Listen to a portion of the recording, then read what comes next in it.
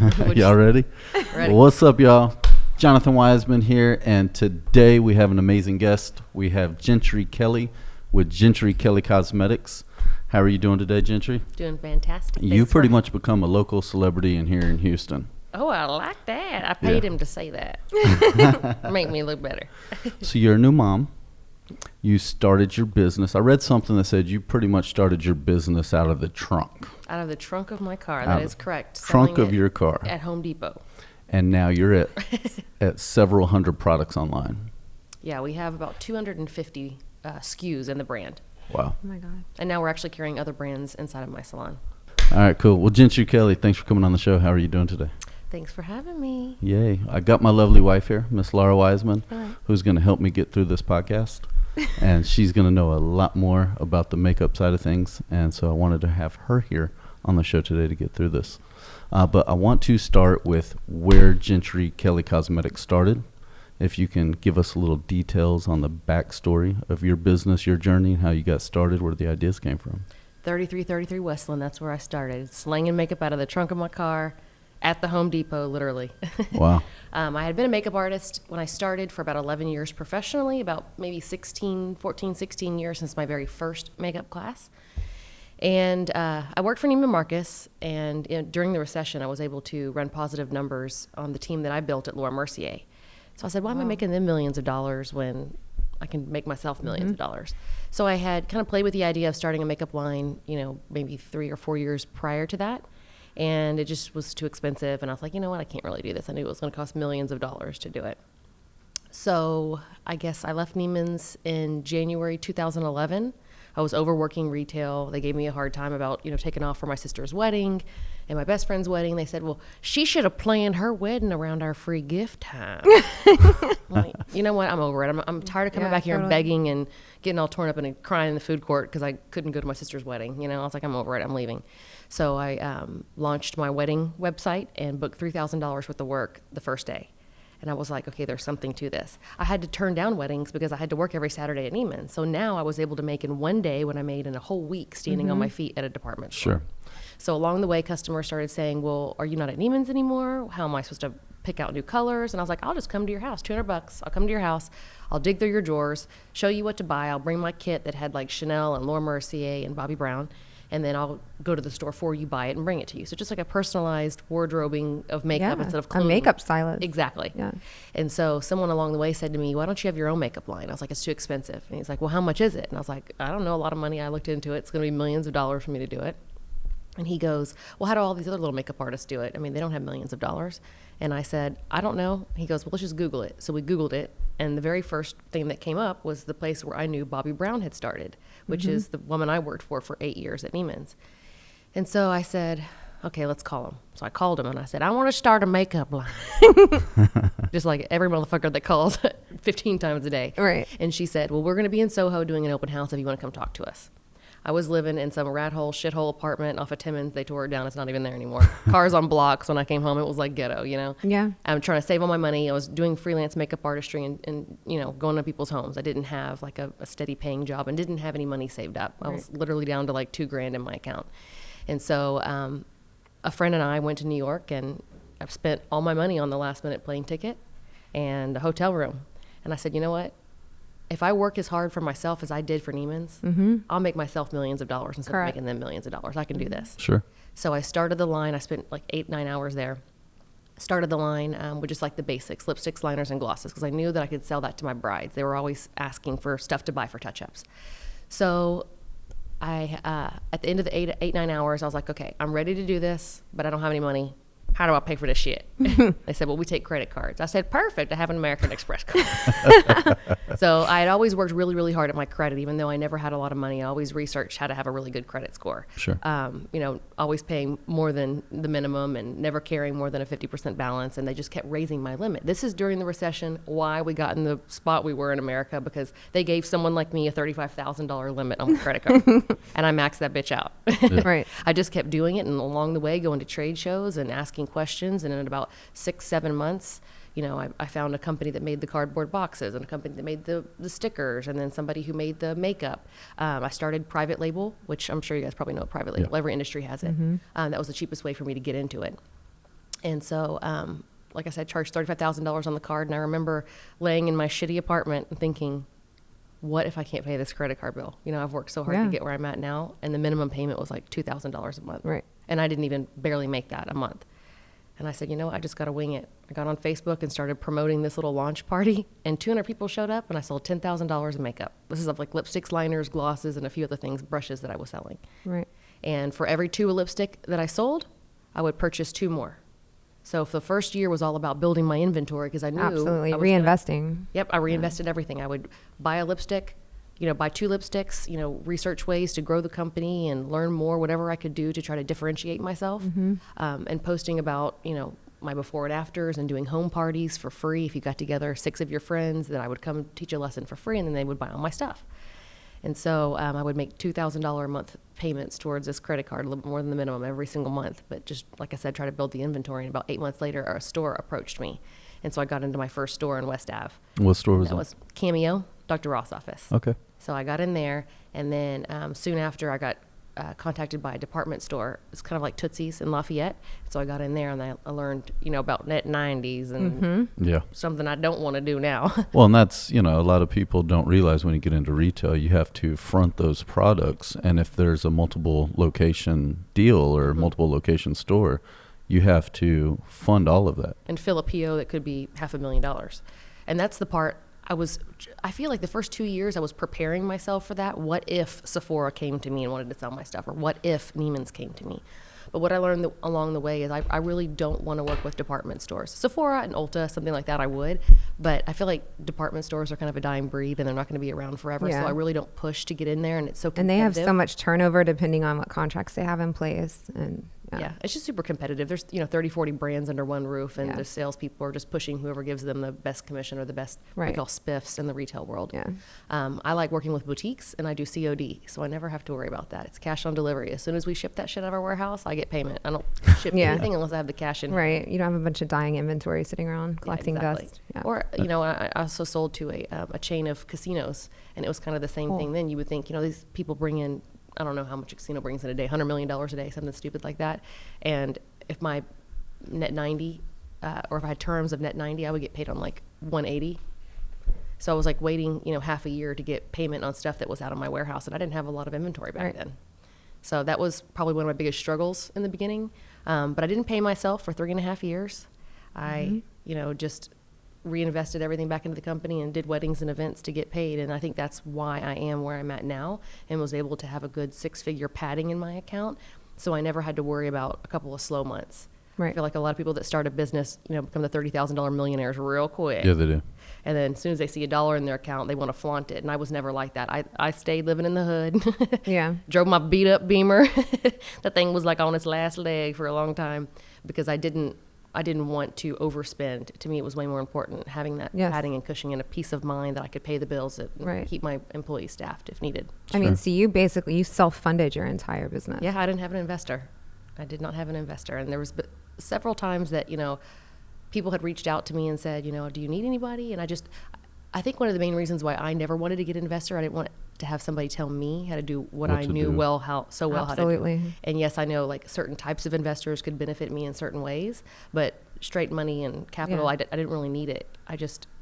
Because I saved everything, I was able to continuously grow my business and grow my inventory. Right. When you talk about growing the business, what were your main marketing tactics back then? What did you do to get the business out there? Facebook and social media. Facebook, now more Instagram than Facebook because I feel like people are using Instagram more. Mm-hmm. Sure. And a lot of people that come into my store now are saying, I found you on Instagram, but it used to be all Facebook. 8 years ago, it was all Facebook. Yeah. And it was free. You didn't have to pay to post on a business page. Now you do. If you want visibility, you have to. If you want to be seen, you got to pay for it. And I was, and actually, I think it was 2017 at the end of the year, my bookkeeper and I sit down and see where I spent my money in marketing, and almost all my marketing was paid advertisements on Facebook, and it was like $13,000. And I was like, did I really gain that much from it? So I quit doing it at that point. And what avenues are you doing now? Is it more Instagram? I don't do any paid advertisement. Not that I'm against it. I just don't necessarily need to. I don't really.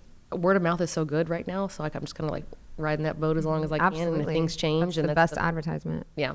Yeah, if you can cut out a marketing budget and not have that in your P&Ls on a monthly basis. So I looked into influencer marketing. That's something I Yep. definitely want to do. I have someone, she's a news anchor who uses my stuff. I don't pay her. She's on contract. She can't take payment. But she interviewed me for my book, and she has like a beauty blog on YouTube. It has a lot of followers, and now we're shipping international orders every week. People all over the U.S. are using my stuff, and she just openly talks about my brand because she likes to use it. Right. And when she talks about a product, She it's genuinely like, supports boom, it. 100 orders on the website. So I know it works, just finding the right person to work with. Absolutely. And the people that I have worked with, I haven't seen any return. So it's like, how do you know if they're fake, if they have fake followers? Yeah. You know? Well, Yeah. there's so many of them out there to do. We did a lot of influencer marketing on Mm-hmm. Instagram and other social media outlets. And that's what they all do. They all share each other's pages. They all pay to get followers. And you never really know. You know, they'll have 1.5 million followers and they'll have 3 likes on a post. But you can pay people to do that too. I Yeah. took a You- class with somebody you because I can. was curious. I was like, how do people pay for followers? I was honestly curious about it. Yeah, search it on So Google. I went and met with a guy. That's what he does for a living. And he showed me all the ways to do it. I never actually did it. I considered it many times because I was like, you know, how do I get to 100,000? How did some of these makeup artists have so many followers? You know, I know my content wasn't that amazing and I wasn't following the, you know, making everything match and look good like, you know, Yeah. the 18-year-olds can do because I'm old as shit and I don't know how to do all that. So he showed me how to do it. And there's websites you can just plug in and you can pay for likes. You can pay for followers and you can Pay for comments. content. So it can be makeup related and say, oh my God, I love that lip color. And you can have people, it can look so real, but you know, you're not getting any No return on your ROI. investment on that. Yeah. So for me, I was like, you know what, maybe this will be better if I give a coupon code because then I can track it and I can follow what is coming in from that person. Right. And this girl who had so many followers, I gave her the coupon code and like one person bought on my website from it. And so I was like, did they not like the product or are these real followers, you know? Correct. Because, you know, the other chick, the girl who was on the news anchor lady, I mean, she posts about a bronzer and then boom, there's like 100 orders. Yeah. So- Well, that's what's great about the affiliate programs is that they're all trackable now. Back in the day they weren't, but now they are. Whether So- it's promo codes or links that you're using. There's actually affiliate companies that you can go to and they can tell you, you know, here's our pool of influencers. These 10 in your market are the best for you. And they have the best, you know, ROI and you can track and follow through their system. So I considered doing that, but it's just a lot of upfront investment and I haven't actually gone. It's very confusing and it's hard and you got to reprogram the back end of your website and you got to have them as a middleman in another company. It just gets to be too messy. It's not as easy as it should be. I feel What type of investment were they telling you is going to cost to get up and running? Every company was different. The shitty one was like $5,000 Just to get started. just to get started. Yeah. And then you have to do a certain amount per month. So if you, let's say between the two hands, that $100,000 is exchanged, then they take a percent of that too. Sure. So they take, I can't remember exactly what the percent was, but I think that they said Around giving 20. up 20% of your sale. And then like, I think they split it with the influencer and then Like to Know It then splits it with them. Yeah, typically you got to give a 20% discount and then you got to give them another 20%, whether that's directly to an influencer, if you do direct with influencers, or if you go through the company, there's some type of split with Yeah. those The companies. influencer only ends up with about 5%, depending So- on what the company is, and it depends. And I wanted to focus on my cost of goods because I had never done that. I didn't even have a real inventory until 3 years ago. It was like product in, product out, and hope for the best. Yeah. But I was really good at eyeballing it and forecasting in my head. I just had to get it out of my head if I didn't want to micromanage my business forever. Right. So we got a really good inventory reporting system, and I just finalized my cost of goods when I was on maternity leave. So I didn't want to jump the gun and then not have enough profit margin in it. But now I know I do have enough profit margin. It's just the time spent trying to figure all that out makes my head explode. Yeah. Do you do feel your like- warehousing here locally? Yes. So And- it's actually underneath my studio. So a lot of Okay. people don't know that. When they come into my studio, they think it's one story, but it's actually 2 story. We have a basement. So, That's cool. So you do 100% of your fulfillment from here? yep, I do everything. And I know you sell online on your website. Yep, that's And I about- have seen you on marketplaces, Amazon, and are you on some of the others? I don't sell on Amazon. We sold my book on Amazon, but we're actually out of books right now. Okay. So. Do you have resellers or affiliates that sell your products online? No, just me. I do allow because I have 14 retailers that sell my brand in 4 states. So I allow them, which is not normal in our industry. Like Yeah. SkinCeuticals or Obagi or whatever, those brands don't allow you to sell on a website. But to me, I don't really care where they're selling as long as they're selling it, they're buying more from me. They just Sure. have to sign a contract that they will sell it for the MAP pricing. suggested, Okay. retail price. So that I don't want them marking it down. And that's the one thing about Amazon too, even with my book. They would have like flash sales where they would mark it down to where they were only making like $1 or $2 off the book. I don't even know how they afforded to do No, for it's shipping. crazy. You know, Yeah. I know they get great deals on shipping, but And then that starts to kind of compete with me and me selling the book. Online. Absolutely. When we sold on Amazon, it was like you had to be there to somewhat, for our industry, you had to be there to have, a presence, kind of credibility, if you will. But they take such a big commission, not to mention you got to do free shipping if you do it FBA. So did you fulfill those orders, or did you sell to Amazon? And I did both. Well, I never sold to them, but I did FBA where we would send them a couple thousand products and then they would drop ship it for us. And then, of course, we would have to pay the expense of shipping. So what I did is marked my price up 25% so that it would basically cover the cost. At the same time, it would also redirect people to come buy from me directly at the lower price point. So what product was this? These were the supplements that we had for many years. And what we did is the FBA fulfilled by Amazon would always be $5 or $6 higher than fulfilled by us. Fulfilled by merchants, what it was called, so that they were more inclined to buy directly from us, and we drop ship from our centers instead of theirs. I don't think I knew that you did supplements. Sean used to own TF Supplements. Yeah. Yep, for many years. So, yeah, we just got out of that business February. But that's a hard business to be in. Very, very competitive. Yeah, it is. And with Amazon, it's putting a lot of these smaller shops out of business because they... It is. It's a catch-22. You have to be on there if you want to get credibility.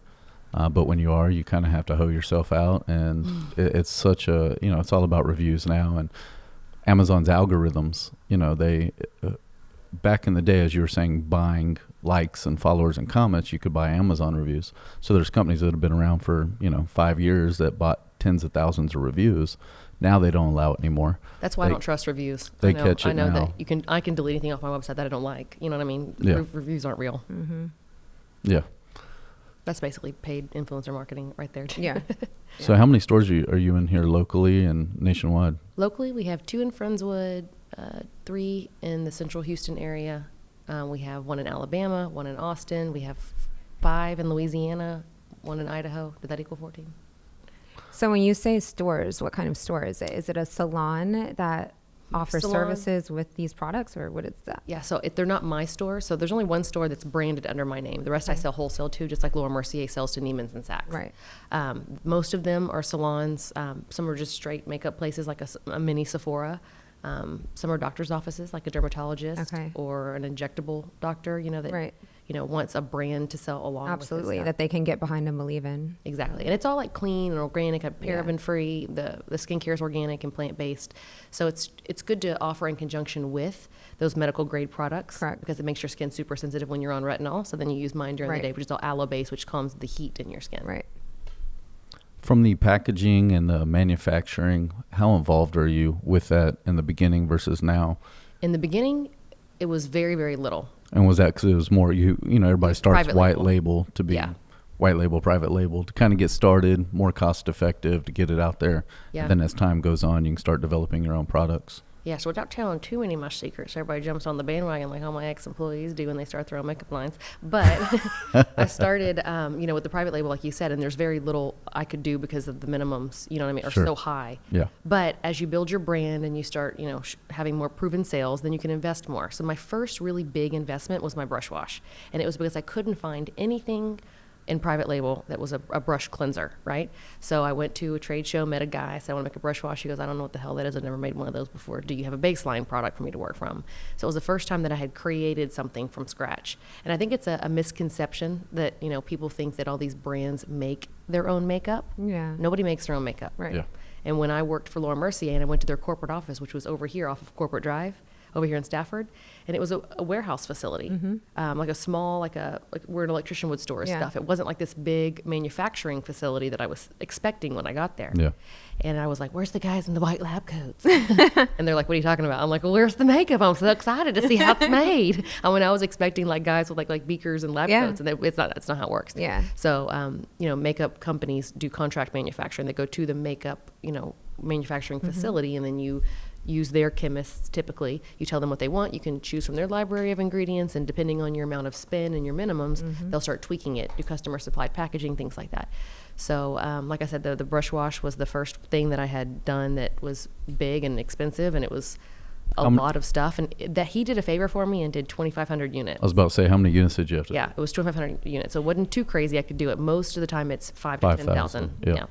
But so I did that first. And did they do the packaging for you, or did you have to contract I had to that source that, and that was hard as hell, because the things you learn along the way, I wasted so much money and time and headaches. And Sean always says, what makes you different and makes you stand apart is when you come to a roadblock, you have to find a way around it. When everyone else gets frustrated and you goes have to dissect it and figure out your way through. Exactly. All by yourself. I didn't have anyone hand-holding me. I had to do it on my own.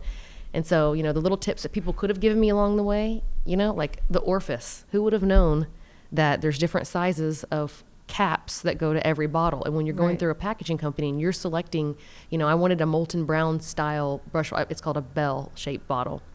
So I bought the wrong lids, and they all get there, and he's like, "These aren't the right size lids." Right. That So was it slows down everything. Yeah, that was a 22 instead of a 24, or whatever the sizes are. I'm like, motherfucker. So then you got to pay for all that, and at this time, I didn't have a lot of money, so there wasn't a lot of backup. Every little I had bit to counts. refreight that back to the company, and here he's got the stuff mixed up in the barrel. I've had that happen numerous times where I've supplied packaging, and they open it up, and the BOL, the bill of lading, got mixed up, or something was the wrong size, or whatever. Right. So now I have more understanding why they don't put anything on the schedule until they have your stuff and they open it up and make sure it's right. 100% done. So section by section on my makeup line, I started taking things out of private labeling. I mean, to do the whole thing, start to finish, it would be a $5 million project. Sure.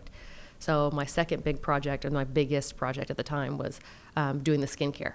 So I knew I wanted something that I could use because I have rosacea and very sensitive skin, and I wanted something that didn't break me out if I was going to, sell it to other people.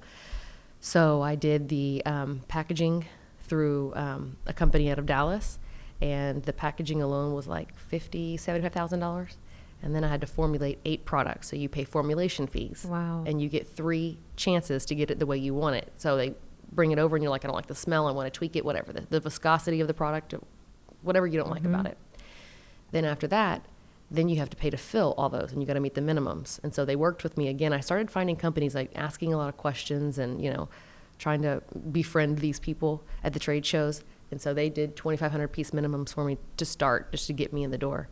And now we're doing 5,000 piece minimums. Yeah. So it's a little and easier. Typically it's 5,000 to 10,000 minimum. Yeah. But it was, from supplements, it's the same exact thing. These places sometimes also make supplements. Yeah, it's all the same. Not all, but a very lot similar of it's type the machines. same. If it's a powder blend, it could be the same machine they mix supplements in. Yeah. So, anywho, long story short, it was over a $200,000 project for me at the time, and I didn't want to do terms. I didn't want to ever get in the situation where I was stuck paying for something that if it wasn't selling, if I didn't have the cash to do it, I didn't do it. So I took the money into my account and I paid for it, and it was hard and it was a huge risk. And there's spoilage with makeup, there's spoilage with supplements. Yeah, stuff expires. Yeah, and even faster for supplements than it is makeup. And even if it's still good past the expiration date, people still are like, "Oh, it's expired," or "This is expiring in 2 months. I don't want to buy this." Exactly. That's when Sean did it. Sean used to buy from, what's that company name? I forget the name of it. Starts with an E. E? Big distribution center distributor for supplements. I don't know. Forgetting the name of it. Anyway, he would buy stuff on pallets from him that were like a 1 month from expiration, and he would sell it on his website because he'd get it at a great deal, and then just do a blowout special because a lot of people know that you can still have protein. Yeah, it still works. Doesn't matter. Yeah. Well, when you get into the custom packaging, which I know you do, did you find that those quantities go up, or that you have to order them internationally? They don't necessarily go up, the quantities, the minimums. You have to buy molds. So that's where it starts getting really expensive. Getting mold made. And sometimes you can share molds. You can use a pre-made mold. And it's more about the artwork that you put on top of or inside the bottle and how you brand it that makes it look different. Because really think about it. If you go to the shampoo aisle, or you go to the face lotion aisle, or you go to the cereal box aisle, all of it looks exactly the same. Right. It's the artwork and the graphics that you put on top. So I didn't want to pay the $20,000 for the skincare mold. So I just used one of their stock molds. And then kind of changed it up. And then as soon as I launched my makeup line, someone goes, "That sure does look like Nerium." I was like, I'd never seen a Nerium bottle. I was like, motherfucker. And I had a Nerium bottle that someone had given me. I did a gifting suite at the Emmys in 2013, I think. And someone was giving away Nerium then. So I had one. I was like, I had one of those bottles in my bathroom. I opened it up. I was like, sure enough, it looked just like my shit. And I was like, oh God. So then people then think you're copying or whatever. Yeah. But it's just, if you don't understand the industry, I can see why people would think that. Right. But anyway, so the color was just like a few Pantone shades off, and it was a little bit different size, but it looked exactly the same.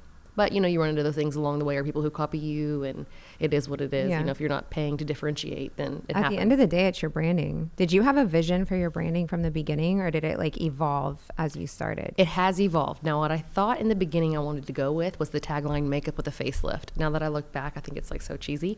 But what I teach is showing women how to look more lifted and awake, and techniques of how to color match correctly, Right. how to make your eyes look like, you have a tight ponytail on, or you had a facelift.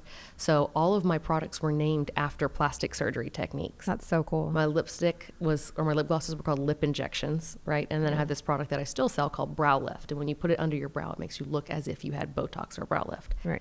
I've veered away from that, makeup with the facelift tag, but we still teach, kind of the similar techniques of making women look fresh and I awake. think that's a great tagline.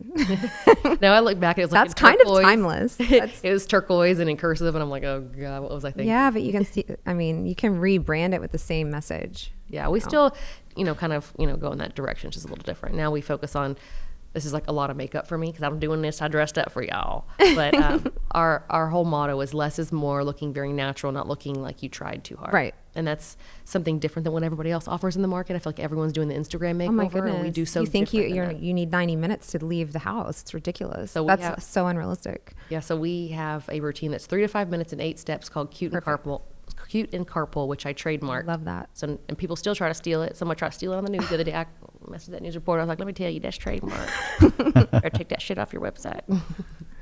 That's Cute and Carpool. Yeah, for back to school, I feel like a lot of the makeup artists in town don't realize that it's trademarked. So I quite often try to say that it's trademarked or it's service marked SM, just to kind of be clear. Don't be stealing my shit. That's my idea. Yeah, because that's genius. I had a customer come to me at Neiman's, and she had 3 kids. She's like, I love when you do my makeup for these events, but I'm not doing this shit every day. Show me how to look cute and carpool. I need realistic. I need every day. Yep. You don't want to look homeless. I just show you how to dress it up just a little bit and not look like you tried. Yes. So tell us what's next for the line. What's next? What's coming up soon? I've never really been good at projecting that type of stuff. I feel like, I don't know, maybe I'm just, how you say, I'm scared I'm going to jinx myself. I agree. Yeah. So I don't do a whole lot of planning. I don't, with my team, I don't give them goals. I just give them, partial commission and tell everybody just do your job. Right. Do exactly what I would do to the client because I've perfected the art of selling without selling. Yeah. We educate. Nobody else does that. When you go to the makeup store, they put makeup on you and they say, what do you want to buy? Yeah. We educate. And I feel like if you just stay true to yourself and what you know and what you believe in, and if I can get everyone on my team to, sell and work with their clients the same way I would, no one ever feels pressured to buy anything. And when you're educating someone on how to feel equally as beautiful every single day that they feel when they're there with you in their chair, they'll want to buy everything. And when their friends notice, they're like, damn, you look good. What'd you do? Some Botox? Like, no, I just went to go see Jentry. Right. And I just did a little bit that made me feel better about myself. And then their energy changes and everything changes after that. And it feels good when people notice. You Yeah. know? And that's, I think, it's not that my makeup is, the best thing since sliced bread. You know what I mean? It's really, at the end of the day, a lot of this stuff is made at the same place. It's how you market it. It's how you package it. It's how you That's a lot of it. brand yourself, and how you, if you educate your clients. I always tell my girls, if they're not, when we're training, if the customer is not holding the mirror in their hand, I'll say, is that customer going to buy that brow pencil you're using on it right now? She's Right. like, I don't know. I'm like, she's not holding the mirror, so I can tell you right now she's not going to buy it. Right. So I just make sure that, they're educating the entire time that they're working. And that makes What us was different. like the evolution? Because I'm similar. I started a business kind of on my own. And then as you have to add people to your team and you need the business to expand, you don't have a choice but to get team members and bring people on. So like, did you have like an evolution of your culture, so to speak? Well, do you mean like as far as like hiring them and what comes first, the chicken or the egg? Is that the Well, direction yeah, you like when mean, you or- interview someone and they're going to come onto the team and they're going to represent your brand. Oh, and that, okay. So I tell people now, I've learned in the interviewing process, I have to be very clear from the beginning. Yeah. Because I know how I am. I'm hard-headed. I was a know-it-all. I still am a know-it-all, but I was really bad in my early 20s. And when I went to go work at Bobbi Brown, I had come from MAC. I mean, I was doing like drag queen makeup, And then I went to go work for one of the most she's natural about makeup natural, lines. yeah. And so I looked at the test screen and I'm like, every motherfucking thing is brown. Yeah. I went to the Every shade of brown you can imagine. you got light brown, dark brown, sparkly brown, chocolate chip color brown. And I was Brown like, brown. I can't. Is that why she's called Bobbi Bobbi Brown? Yeah. And so I went to the manager. I was like, I can't work here. I'm sorry. You have to put me in Versace. And she's like, Versace's about to like go away. Right. She's like, you're not going to have a job. And plus you have to stay for 90 days. You can't just jump to another line. I was like, oh, hell no. So then I went to the training and I was like, oh my God, it's just the stuff I never knew how to do. So they were so big on educating their artists to relay their brand. And there were some things I didn't agree with. Right. And then at the end of the day, they would say, until your name is on this makeup, you have to do it her way. You're relaying her message. You're not Bobbi Brown. And I was like, well, maybe I should put my name on something, you know? Yeah. So I just took all the favorite things that I learned from all the different brands that I worked for and compiled something on my own. And the things that I felt like never made sense, like shimmer and bronzer. Why would you want to add shimmer and highlight in something you're trying to shadow and contour? Right. I was a painter first, and if it doesn't make sense, if I'm painting on a canvas, I don't do it with makeup. Right. And I think people appreciate that. But when you're looking at numbers, things with shimmer sell better. Right. So all these CEOs don't give a shit. I think females gravitate. In general, you like sparkly things. I mean, they're pretty. So when you're looking at it in the container, that's why you have to educate them that what's in the container isn't what's going to look best on your face. That's exactly what I tell people. At the end of the day, I'm not worried about the numbers because I know that if we educate and we tell them why, they'll buy it. Yeah. So, things like that, I just kind of, tweaked and made it my own. But I tell people during the interview process, if you are going to have a hard time breaking away from what you've always known, like can't teach a old dog new tricks kind of thing, then this is not going to work for you. Yeah. Because if you get easily bored and you want the artistry side of it, we're not the place for you. Right. If you want to educate women and you want to be a teacher and you want to make people feel really great about themselves and empower them to do their own makeup every single day, the same way you would, they're going to buy everything you put on them. Right. So you're really hands-on with everyone on your team because they've got to understand the makeup is one thing and then skincare is a completely different beast. So they have to understand the ingredients, why they're there, how they operate on the skin and how they do what they do. Yeah, we're not like Sephora or Clinique, and I know how it was because I worked there, or they throw you in there and they go, okay, just put some pretty lipstick on people. Right. There's no education. There's very little education. Oh, for sure. So yeah, we're totally different than that. We make them follow. One girl had to follow for 4 months. Because she didn't have shadow exactly, follow and watch because every single skin tone is different, every single eye color, face shape, you do different things, you tweak things, and I usually don't give people without experience a chance because it took me 7 years not to suck at doing makeup, and I can't teach somebody in a day what it took me 7 years to learn. I was fucking terrible for a really long time. I can't even look at my best friend's wedding photo. I'm like, please take that off your wall. Yeah, I mean that's how everybody is in any industry, but that's what I'm a real big advocate of. You're paying someone for their experience, not necessarily for the service, because you can get a service almost anywhere. So if someone's paying you for your makeup or your makeup services, it's the experience that there is coming along with that that's so important. And I try to be like inappropriate with my customers and real, and that's how I am on social media too. I say it like it is. I share, where we're at, how much makeup we've sold since I started. Like I try to tell them more about the back end than I probably should have, and try to tell them what not to do with their makeup, even if I offend like half of the community. You're very transparent on social. I am, and I love that. And I think that's why it's. I think you need to be authentic, and I think people love it. And I think that's why people buy my brand is they want me. You know what I mean? Right. Well, you cut the bullshit, and you're telling you're being honest is what you're doing. Yeah. You're not being mean. You're being honest. Yeah. It's a very much no bullshit approach, and you don't have to follow me if you don't like it. I'm not going to win over every person out there. Exactly. But I think at the end of the day, and that's the hard part for people when they start businesses, especially with social media being what it is now, they can't take the heat.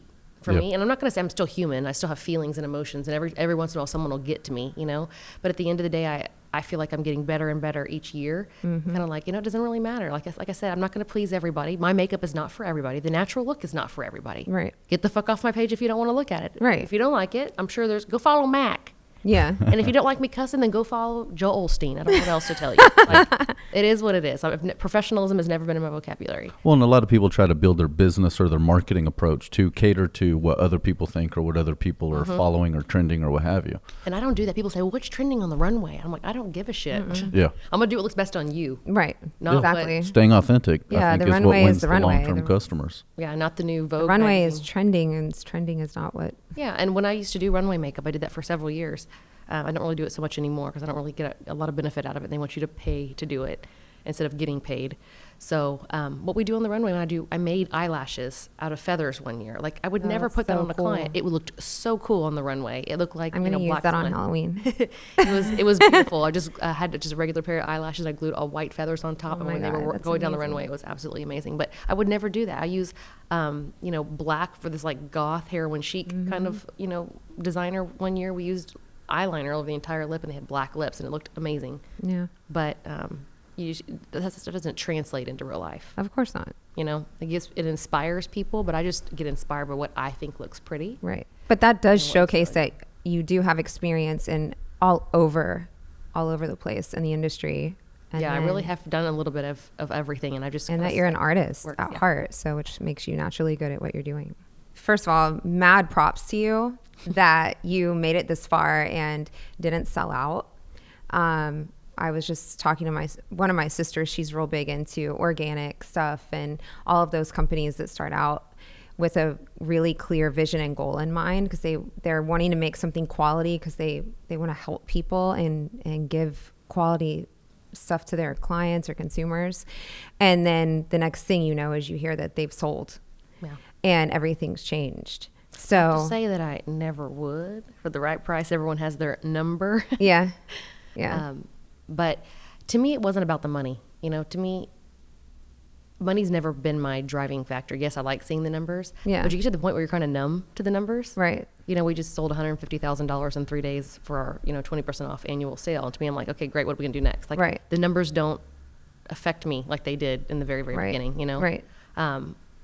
Getting new stores is different for me, or getting, on a podcast or a TV show or something to show that people know that I'm the real deal. The involvement of the I mean? business is what really matters, because I think that means when you're doing it for the right reasons, when money isn't the ultimate goal.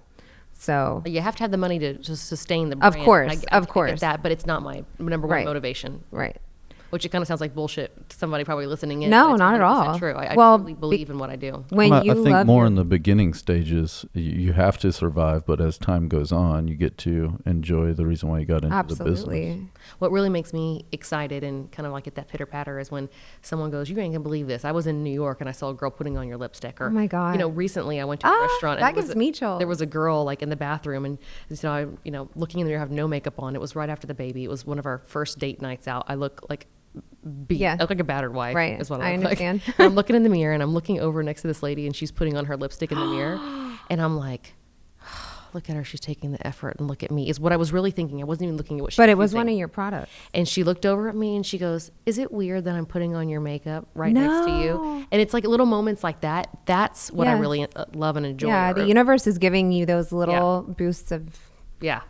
Or when someone says, they were out of town or not even in the Houston area, and they're like, "Your brand really is blowing up. I saw a girl on the plane putting on your makeup," so or whatever. cool. Like, that feels really, really good to me. I really feel like all of the hard times were worth it. And that's one thing that I wanted to ask, kind of not just from female to female, but from entrepreneur to entrepreneur. I know from everything I've done over the years, regardless of what it is that your business consists of, when you own your own business and you're getting started, just from hearing what you've told us so far, I know that throughout that entire timeline, there were pieces of your life in there somewhere that you had to have been like, what the fuck am I doing? Like, is this going to work? Like, did you ever get scared? Ever? I remember when I first started, I started to kind of touch on this earlier, when I was in that shitty apartment, and I had $35,000 on my credit card. I remember laying in bed and like, I got to start taking sleeping pills. I couldn't sleep. Yeah. I was so nervous I wasn't going to be able to pay back that loan. So I think that was the first like anxiety ridden type feelings that I would have, would be at night. Everything would start circling through my head, like what if.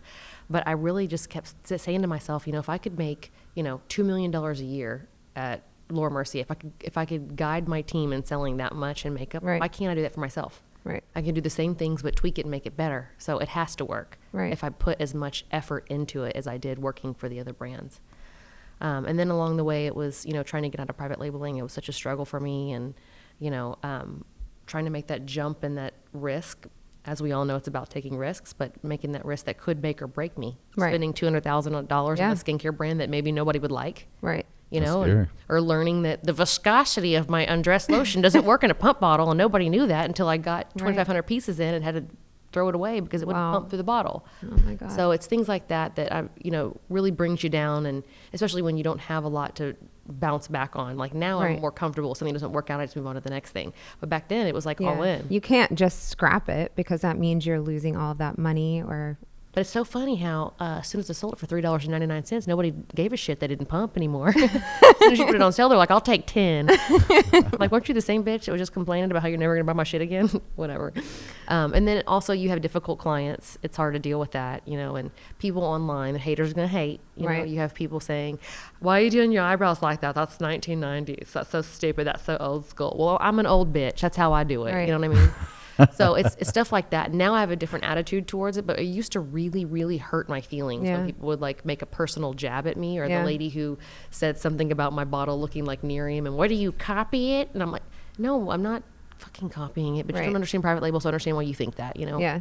I mean, you really, truly, when you start a business, you have to do what you believe in and have faith in yourself and not give a shit what anybody else You have to have blinders on, and don't you feel like you get a lot more tough? Like when you think to who you were, and I don't know how long you've been an entrepreneur, but you think of who you were 5 years ago and who you were 10 years ago. I was a completely different pushover. Person. Yeah. I was a total pushover. I 100% agree. I really did worry about what other people thought about the way I looked or whatever. Now I don't give two shits. Right. You know, I got my Spanx on. And you know what you need to keep your business running, because without the business in place and the numbers in place, you don't have the company and you won't be able to supply the product to anybody. So it's a big, huge cycle, and you're responsible for all of it.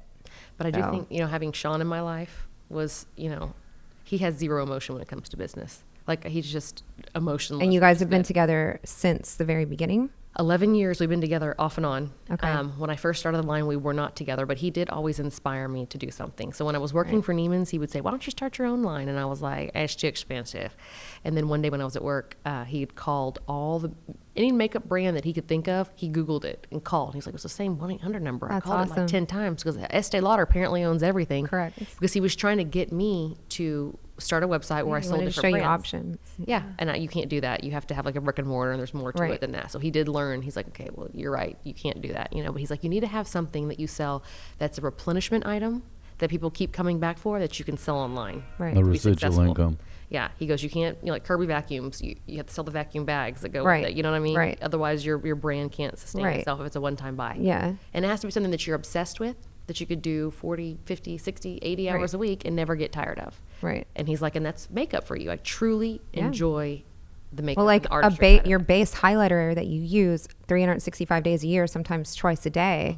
That's something that if you make it right, people are going to buy it over and over and over again for the rest of their life, versus a purple glittery eyeshadow that you use once a year for a New Year's Eve. That's not like... And that's how I train my girls too. So it's more about the selling techniques. If a customer only has $100 to spend, right? Right. Are you going to sell her an eyeshadow, the purple glittery eyeshadow that you used on her, or are you going to sell her the foundation? Right. You always push for products that are replenishment items. Yeah. Right. So that's foundation, concealer, powder, bronzer, and skincare. Right. Because they'll keep coming back every 90 days. I don't care who you are, how old you are. When you find the one that works, you will.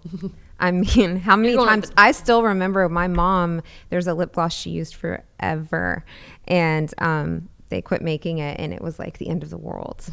Well, I've heard you have a end of the world moment a couple times when they'd quit carrying something that you'd use, or you couldn't find it. Or they changed the formula. And that's also like the biggest frustration I feel like with customers and cosmetic companies. But again, you have to realize if it's a color that they can't sell enough of to, you know, fulfill a 5,000 piece minimum without having spoilage. Right. That's why. Or sometimes they're having to cut their losses and get rid of it and not do it again. And sometimes it's a raw ingredient. Like if, you know, I can't find. Sometimes it's hard to get raw ingredients. So mango butter, organic mango butter is impossible to find. I don't know why that's a hard ingredient, but I really wanted it in my skincare. If at any time they quit making mango butter or in the organic form, then I have to change my formula. So sometimes things change. Sometimes manufacturers and it's out of your control.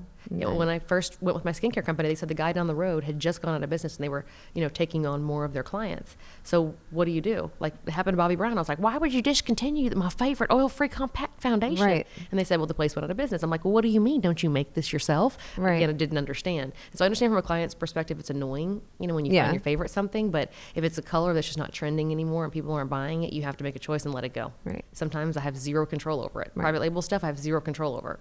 If they quit making it, that's it. I either make 5,000 of them and do contract manufacturing, or it goes away. Right. You know, but I also get better at doing things, and also realize that, you know, sometimes that they found a better way or better ingredients or taking the parabens out, and I used to have parabens in my makeup, so I had to adjust things and tweak things to get the whole line paraben free. Right. And that meant reformulating. So going back to navigating through starting a business while you're in a relationship, how important do you think it is that your partner is 100% supportive? Like, I mean, didn't you go sometimes days or weeks without spending an evening together or... Well, that's why we work together, because he's an entrepreneur. He's a serial entrepreneur. Okay. So he owns like 10 I know businesses. about that. Yeah. He's a lot like Sean. But he has his hands in anything that makes money. So it's anything from like renting luxury cars to, you know, supplements That's awesome. to, you know, commercial real estate, residential real estate. Now I just bought an oil company, so he's in a little bit of everything. But he's really good at honing in on certain things and tweaking things to make them profitable. And watching him do it, I'm like, dude, I'm smarter than you. If you can do it, I can do it. Oh yeah. You know? I love that. So that's what inspired. It sounds just like me. So that's what inspired me to be what I am now. Is I never had the confidence before. I always felt like if it didn't work, it'd be the end of the world. See, for him, if something doesn't work, and he does have things that don't work, so he has something to fall back on. At one time during 2014, he bought 5 properties and built or remodeled $2 million homes. He had $10 million worth of homes sitting there, and they were not selling. Sometimes in a good market, it'll flip in a week. Sometimes it takes a year, you know, and he never really gets down. It's just a little frustrating, but he moved into one each at a time and staged it. So mentality is just, it's everything when you're starting a business. You have to keep your eye on the prize. Because like, I always feel like you might have a bad hour or a bad day or a bad minute. And if you can like get yourself out of that real quick and get over it and move on, I think those are the ones that survive. You can't have emotion in it. You got to realize shit happens, and just like I said earlier, don't take it personal. Find a way around the roadblock, because everyone else is giving up and you're not, and that's what makes you successful. It's not that you're better than the next guy. Right. You're the one that didn't give up. Yep. You're the one that didn't give up, and you're the one that just, you know, encouraged yourself to keep going even when times got hard, or someone was an asshole, or a customer wasn't happy, or shake it off, or whatever. You just have to shake it off. And you gotta you definitely have that energy about you. I love it. It's contagious. Oh, well, good. I like to hear that. It's wonderful. I like to inspire other people to do it, because I know that, you know, a lot of people are there now, or they're wanting to make the plunge. They want to leave their job. They're really good at what they do, but they're scared about not having money. Right. You can eat ramen noodles. Yeah. You can live at the shitty apartment and come home and have rats and cars on blocks. You know what I mean? You know, you can drive that old beat up car. That's temporary. It's all temporary. And, you know, now I realize that I don't really need a ton of money to be happy. And, you know, now the business is doing good. I can, as long as I have a place that I can come home to that I enjoy. We just bought a new house. As long as I have a nice house and a car that I enjoy driving, I've always been into cars. So as long as I have those two things, this one over here. I don't have to have. I can be sleeping on the side of the road as long as my car's nice. Yeah, that's me too. I was like, what am I going to put the baby in? I cannot be driving no minivan, okay? So I bought a car that is not kid friendly, so the car seat like barely fits back. I'm like, I'm gonna just push it with your foot in there and get in there. So then really the next phase of your life is now you get to figure out how to navigate through the business with a new little one at home. Well, we have about 13 to 15 people that work in our building, probably a little bit more now. I haven't counted in a while. And there was like 5 of us pregnant. Wow. At the same time. So what? I know you said you have a nanny, but do you ever bring the baby up there? So I was before I got the nanny. So I had him on June 6th. Okay, and I'm not the breastfeeding, stay at home, do the laundry, you know, clean the house. I'm not. That's not me. I can't. If and it's for some women, they really enjoy that being a mother and there's nurturing nothing thing. wrong with that. It doesn't come natural for me. I thought it would. Everyone said it's gonna be the best day of your whole life. You're gonna love that little fucker so much. That's not how. It didn't come that way to me. It definitely took time. And this is what I was hesitant to post about it on social media, but I did. I said, listen, girl, there are so many people that feel the same way as you. But I was like, I'm excited to get back to work. You know, I'm really vocal about that. So, yeah. Well, I finally opened up about it, and I had like over, you know, I don't know, 1,000 comments on there, people saying, thank you for sharing, because I thought I was the only one. And you need to focus on those comments and not the 1,000 of people that are. It really only takes one asshole to ruin your fucking day. Yeah. It really does. You just can't look. But you have to focus on the people that they got support from what you said. Yeah, you know? I benefited so many more people than I probably pissed people off. And I know there's judgy people that are probably like, what a bitch. I didn't feel like that. Well, go fuck yourself. I did. Right. Yeah. So yeah, I'm just being real with you. No, I'm the same way. I mean, I love my kids to death. I have 4, obviously, and they are my life, and everything revolves around them. But at the end of the day, I find do something for you. I find zero satisfaction in cleaning the house. I love using my brain. I love running a team and a business and making money. Yes. And that's what I look like. My assistant and I joke around. She sends me gifts about like with nerds in them and stuff. Cause I'm actually so excited about what we need to work on today on the business. It's not that I have to, it's that I get to and I want to. And I love my kids too, but the 1950s era of when a woman was supposed to be satisfied with all of that is so like gone now. I was thinking about that yesterday. Actually, I was headed to the gym with my friend's 12-year-old, and she was we're coming back, and she was like, "So we want to. They live in Louisiana, and they want to move to Houston. So she's like, we're trying to find a house with a two-lane driveway. But where you live, they're all one lane." And so I'm giving her a history lesson. Yeah. My house was built in 1930 in that part of town. Like the women, of course, back then didn't work, right? Right. If they even had a car, there was only one car per household. Right. The women literally stayed at home all day long with the baby. You didn't leave. And if it was hot, you couldn't walk to the store. You were really confined to your home the entire day. And she's just like, huh, what? Yeah. I mean, that was a whole other world for her, I love you know? And so I told her, I was like, they didn't need more than, a one car or it's a 2-car garage, a 1-car driveway. And she was just kind of like, so they just stayed at home all day long and never left? And I said, yeah, you were the caretaker, the child, and you didn't work, and you cared for the home. And again, just like you said, I don't get satisfaction out of that. No. And there's nothing wrong with that. Yeah, and I do love my baby. I feel like when I say that, I just sound like a cold-hearted bitch. It doesn't mean I you do don't love your baby, child. Holding my baby, and I Yeah. like feeding my baby, and I love my baby. But at the end of the day, like, I crave creation. Yes. And just because you give birth to a child doesn't mean that you have to stop that. exactly. So, And that's how I feel too. So Yeah, that's same awesome. Same person. yeah. What would be the number one advice that you'd give somebody trying to get into this industry? Going back to experience, there have been people, even customers of mine, that wanted to start their own makeup line. I feel like you have to, if you haven't been there and been behind the scenes to really understand what it's all about and the shuffle that it takes to get to where I've gotten so far, I think it's good to go work for somebody else and kind of learn from them, maybe getting a job on the retail side and then maybe getting a job behind the scenes. I didn't think I was going to end up being a logistics manager, but that's exactly what I am. I'm working with truck drivers all day, trying to, get my stuff from point A to point B, packaging.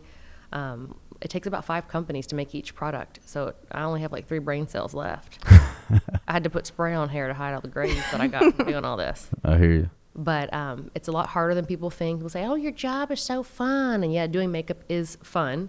But I worked, 15, 20 hours a day and traveled one city to the next for a long time out of the trunk of my car with no days off. I still don't really take a whole lot of days off now that I have the baby. I'm trying to take more because, that's what life's all about. And I feel like I can't work forever. I'll have nothing to show for it at the end when I'm, in the nursing home and someone's changing my diapers. I want to be there for my family and my kids and enjoy what I worked so hard for, but I've also built a really good team that I trust that can help me take care of it. So I'm not doing everything myself. That's amazing. But I don't think I would be where I'm at now, if I didn't, Right. I agree. do it all myself and micromanage in the very beginning. Yeah. So now I can be really good at training my team. And I'm like, listen, I've made every mistake out there. Here's my mistakes. Don't do it this way because this is what's going to happen, For sure. Well, tell everybody where they can find Jentry Kelley Cosmetics. Our website, so it's hard to spell. So it's JENTRYKELLEY. You can search me on YouTube to find some of my YouTube videos, makeup how-tos. Hopefully the Hooker to Looker book will be in stock soon. And then, of course, we have a place off of Hazard and 59 by the Audi car dealership. Yep. That's my home store. And we'll put all your information in the description below. Yep. Well, thank you so much for coming on the show. It's been absolutely a pleasure having you here, and we hope to see you again soon in the future. Okay, sure will. Awesome. Thank you.